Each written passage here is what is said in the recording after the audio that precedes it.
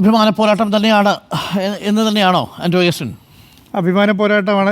സ്മൃതി madam പറഞ്ഞാൽ ജീവൻ മര പോരാട്ടമാണെന്ന് തന്നെയാണ് എൻ്റെ അഭിപ്രായം. കാരണം അവിടെ ആരുടെയൊക്കെ ജീവൻ പോകുന്നുള്ള കാര്യത്തെക്കുറിച്ച് ഒരു നിശ്ചയമില്ല. ഏതൊക്കെ നേതാക്കന്മാരുടെ വിക്കറ്റ് തെറിക്കും എന്നുള്ളതാണ് ഏറ്റവും പ്രധാനപ്പെട്ട.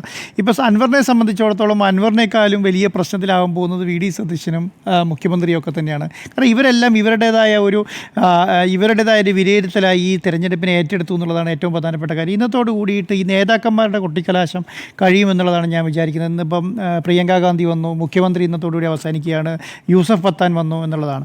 നിലമ്പൂരിനെ സംബന്ധിച്ചിടത്തോളം ഇപ്പോൾ അവിടെ ത്രികോണ മത്സരമാണ് എന്നുള്ള കാര്യം ഉറപ്പിക്കാവുന്നതാണ് ഞാൻ വിചാരിക്കുന്നത്. അവിടെ പി വി അൻവർ ആവശ്യത്തിൽ കൂടുതൽ നമ്മൾ ഉദ്ദേശിച്ചതിനേക്കാളും അപ്പുറമുള്ള ഗ്രാസ് റൂട്ടിലുള്ള വർക്ക് നടത്തിയിട്ടുണ്ടെന്ന് വേണം വിശ്വസിക്കാം. ഇപ്പോഴത്തെ അത് എവിടുന്ന്, കാരണം ഒരു സ്ഥലത്തുനിന്ന് വോട്ട് വരണമല്ലോ. കാരണം അവിടെ രണ്ട് മുന്നണികളാണ് കാലാകാലങ്ങളായി മത്സരിച്ചുകൊണ്ട് LDFും UDFും. ഈ BJPക്ക് വളരെ തുച്ഛമായ വോട്ടുകൾ മാത്രമേ ഉണ്ടായിരുന്നുള്ളൂ. അതിൻ്റെ ഒരു ഭാഗമായിരുന്നല്ലോ പി വി അൻവറും. അപ്പം ആ രണ്ട് മുന്നണികളുടെ ഭാഗമായി നിന്നുകൊണ്ട് ഉണ്ടായിരുന്നതിനേക്കാളും അപ്പുറം മൂന്നാമതൊരു കക്ഷി വരുമ്പോൾ ആ കക്ഷിക്ക് എത്ര വോട്ട് കിട്ടും എന്നുള്ളതാണ് ഈ പറയുന്ന വിജയത്തിൻ്റെ ആധാരമായി കാണേണ്ടത്.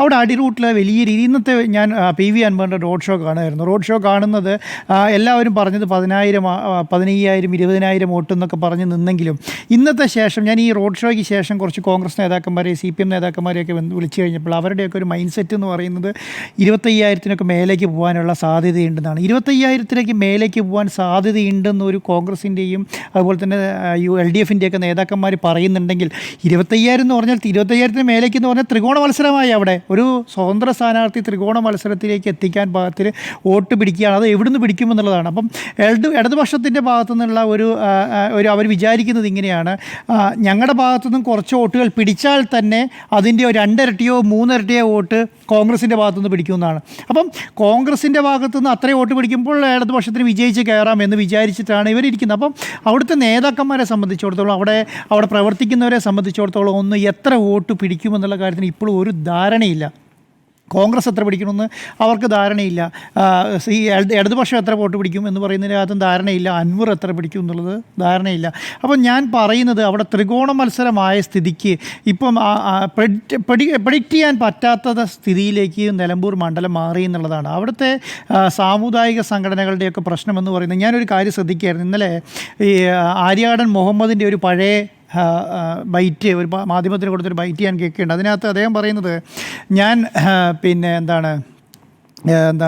പല മതമേലധ്യക്ഷന്മാരുമായിട്ട് ബന്ധമുണ്ട്, പല മതമേധന്മാരുടെ പരിപാടിക്ക് ഞാൻ പോയിട്ടുണ്ട്, പല പിതാക്കന്മാരുമായിട്ട് ഞാൻ ബന്ധമുണ്ട്, ആ പിതാക്കന്മാരുടെ പരിപാടിക്ക് ഞാൻ പോയിട്ടുണ്ട്, സർവ്വ മതങ്ങളുമായിട്ടും അവരുടെ നേതാക്കന്മാരുമായിട്ടും അവരുടെ സന്യാസിമാരുമായിട്ടും എനിക്ക് ബന്ധമുണ്ട്, ഞാൻ ആ പരിപാടികൾക്കെല്ലാം പോയിട്ടുണ്ട്. പക്ഷേ ഞാൻ ഒരിക്കൽ പോലും ജമാഅത്തെ ഇസ്ലാമിൻ്റെ കൂടെയോ SDPIൻ്റെ കൂടെയോ PDPൻ്റെ കൂടെയോ വെൽഫെയർ പാർട്ടീൻ്റെ കൂടെയോ പങ്കെടുത്തിട്ടില്ല. ഒരു വേദി പോലും ഞാൻ പങ്കെടുത്തിട്ടില്ല. അതുമാത്രമല്ല, ഞാൻ ഇനി അങ്ങോട്ട് പങ്കെടുക്കുകയുമില്ല എന്ന് പറഞ്ഞൊരു നേതാവിൻ്റെ മകനാണ് അവിടെ ഇപ്പോൾ മത്സരിക്കുന്നത്, ആര്യാട ഷൗക്കത്ത്. അദ്ദേഹം എടുക്കേണ്ട നിലപാട്, അദ്ദേഹത്തിൻ്റെ മുൻ പാരമ്പര്യം, അദ്ദേഹത്തിൻ്റെ പിതാവ് എന്താണോ ആ നിലമ്പൂർ മണ്ഡലത്തിൽ ചെയ്തത്, ആ നിലമ്പൂർ മണ്ഡലത്തിൽ ചെയ്തതെന്ന് പറയുന്നത് അവിടുത്തെ കോൺഗ്രസ് കെട്ടിപ്പടുത്തു എന്നുള്ളത്. ആ കോൺഗ്രസ് കെട്ടിപ്പടുത്ത സംവിധാനത്തിൽ നിന്നെല്ലാം പിന്നോട്ട് പോയിട്ടാണ് ഈ പറയുന്ന വെൽഫെയർ പാർട്ടീൻ്റെയും ഈ പറയുന്ന ജമാഅത്തെ ഇസ്ലാമീൻ്റെയൊക്കെ വോട്ട് പിടിച്ച് ജയിക്കാമെന്ന് മേടിച്ച് ജയിക്കാമെന്ന് തീരുമാനിക്കുന്നതാണ്. അപ്പം അത് രീതിയിൽ അപ്പോൾ അവിടുത്തെ അതിനനുസരിച്ചിട്ടാണ്. അതോടുകൂടി ആ വാർത്ത വന്നതോടുകൂടി എന്ത് സംഭവിച്ചു എന്ന് പറഞ്ഞാൽ, കോൺഗ്രസിൻ്റെ കയ്യിൽ നിന്ന് ഈ പറയുന്ന ജനകീയ വിഷയങ്ങളെല്ലാം കൈവിട്ടു പോയി എന്നുള്ളതാണ്. അതിനുശേഷം ഇടതുപക്ഷം ചെയ്യുന്നത് ആ വിഷയങ്ങളെ മുന്നിൽ വെച്ചിട്ടാണ് മുന്നോട്ട് പോകുന്നത്. അപ്പം അവർക്ക് പറയുന്നത് എന്താണ്, ജനകീയ വിഷയങ്ങൾ ചർച്ച ചെയ്യാൻ പ്രതിപക്ഷത്തിന് കഴിയുന്നില്ല, ജനകീയ വിഷയങ്ങളെക്കുറിച്ചുള്ള അത് നിങ്ങൾ ചർച്ചയാക്കുന്ന അങ്ങോട്ട് പറയേണ്ട അവസ്ഥയായി. ഇന്നത്തെ ചർച്ചകളിലൊക്കെ സ്മൃതിപടത്തിൻ്റെ ചർച്ചയൊക്കെ കാണുന്നത്, നിങ്ങൾ ജനകീയ വിഷയങ്ങൾ ചർച്ചയാക്കുന്നു എന്ന് ഭരണപക്ഷം പ്രതിപക്ഷത്തോട് പറയുകയാണ്. എന്നിട്ട് അതാണ് ഞങ്ങൾക്ക് താല്പര്യം എന്ന് പറയുകയാണ്. അപ്പോൾ അതിൻ്റെ ഒരു അവസ്ഥ ആരാണ് ഉണ്ടാക്കിയത്? കോൺഗ്രസ്സാണ് ഉണ്ടാക്കിയത്. ഞാനിപ്പോൾ വിചാരിക്കുന്നത് എന്താണെന്നറിയോ, നമ്മൾ കാണേണ്ട ഒരു കാര്യം, ഇന്ന് അൻവർ നടത്തിയ റോഡ് ഷോ ഉണ്ടല്ലോ, ആ റോഡ് ഷോ ഒറ്റ റോഡ് ഷോ ആയിട്ടൊന്ന് നടക്കേണ്ടതാണ്. ആരുടെ അടുത്ത്?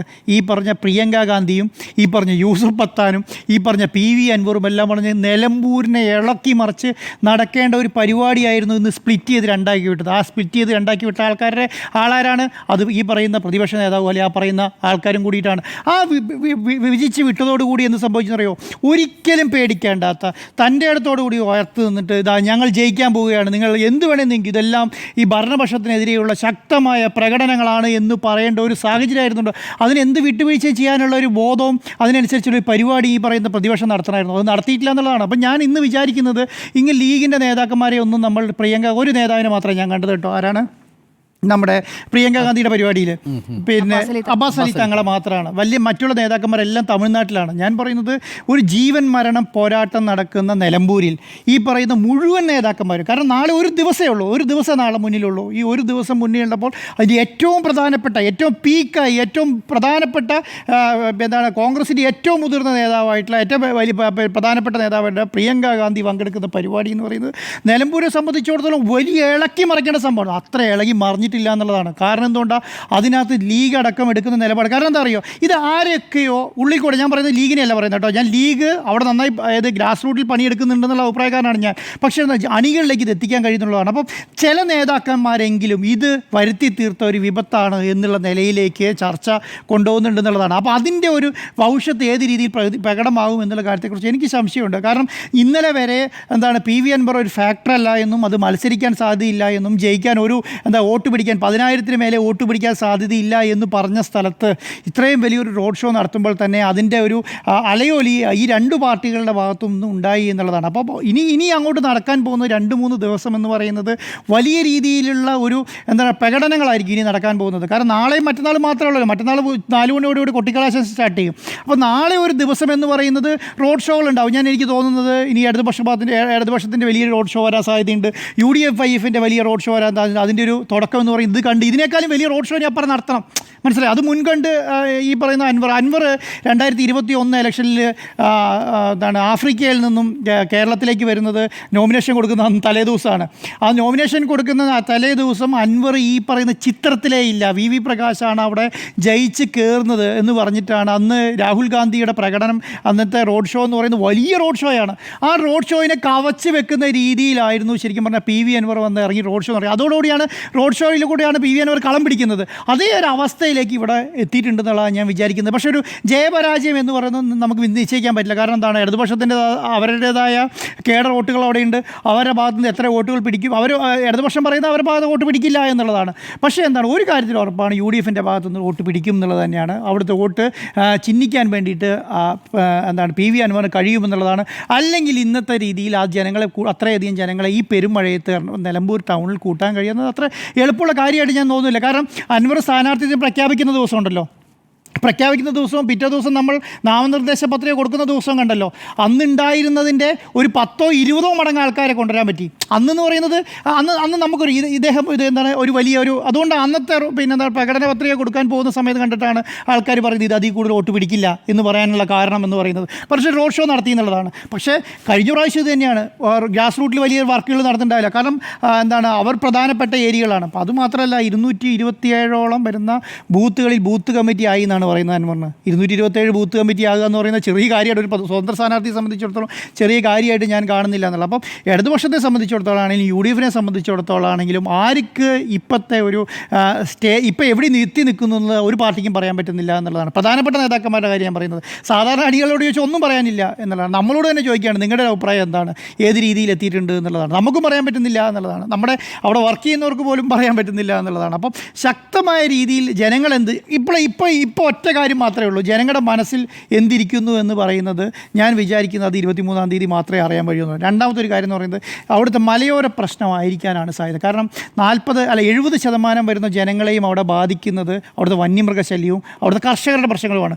ഈ രണ്ട് പ്രശ്നങ്ങളെ മുൻപിലേക്ക് കൊണ്ടുവരാൻ പറ്റില്ല. അത് വരാത്തതിൻ്റെ ഒരു ദേഷ്യം കർഷകർക്കുണ്ട് എന്ന് വിശ്വസിക്കുന്ന ഒരാളാണ് ഞാൻ. അതത്രയും മലയോര കർഷകരുമായി ബന്ധപ്പെട്ട കാര്യങ്ങൾ ഏറ്റെടുത്ത് മുന്നോട്ട് കൊണ്ടുപോകാൻ പറ്റിയിട്ടില്ല. അതിൻ്റെ ഒരു ദേഷ്യം ഉണ്ടാവാനുള്ള സാധ്യതയും കൂടെ ഞാൻ കാണുന്നുണ്ട്. അപ്പോൾ ആർക്ക് ഏത് രീതിയിലാണ്, ജീവൻ മരണ പോരാട്ടമാണോ എന്ന് ചോദിച്ചാൽ ജീവൻ മരണ പോരാട്ടമാണ് എന്നുള്ളതാണ് എൻ്റെ ഒരു അഭിപ്രായം.